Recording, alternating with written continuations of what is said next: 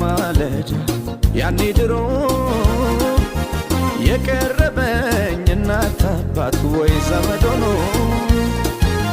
ከልጅነት ከማህፀን ተሸክሞ ያስተማረኝ መራመድን ዳዴ ብሎ